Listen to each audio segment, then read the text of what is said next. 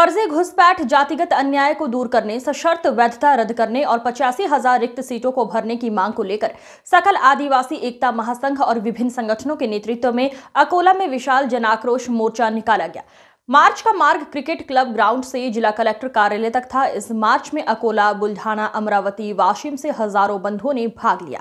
पारंपरिक वेशभूषा, ढोल और जागर ने मार्च को सांस्कृतिक रंग दिया और शांतिपूर्ण तरीके से प्रभावी विरोध व्यक्त किया।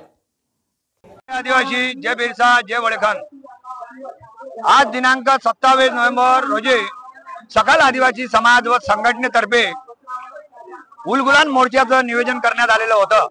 सकल अकोला जिल्ह्यातली सर्व मंडळी व इतर सर्व या आदिवासीला आरक्षणाची काय गरज आहे, का गरज आहे याची जाणीव करून देण्यासाठी बोकसांना हटवा और आदिवासी बचाव, आदिवासी आरक्षण बचाव नियमावलींनी 85 जागा या बोकसांनी हस्तगत केलेल्या आहेत, त्या हटवण्यात याव्या।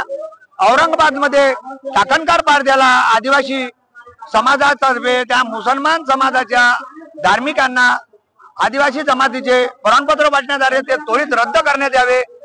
366-25 नुसार जे निकष हर समाजाला जात पडताळणीसाठी हवे, त्या जात पडताळणीच्या निकषाला आणखी कठीण आणि मजबूत करण्यात यावं व 12 से 50 जागा त्वरित भरण्यात याव्या।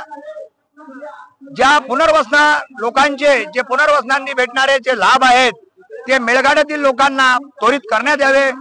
असंख्य असे मान्य आमच्या आदिवासींच्या घुसखोरीसाठी जे निघालेले महाराष्ट्रात काही बोकसांनी मोर्चे काढून आदिवासींनी घुसखोरीचा प्रयत्न केला आणि राजकारणी आणि शासन त्याला खूप पाठबळ देण्याचा